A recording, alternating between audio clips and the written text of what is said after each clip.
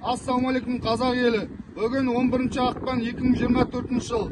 Маңғыстау облысы, Ақтау қаласы.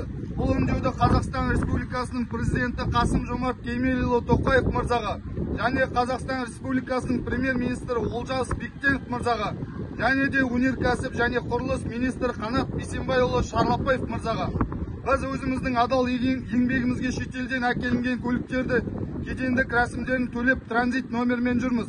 Қазақстанда утиль алымы мен алғашқы тіркеу алымы тым жоғары.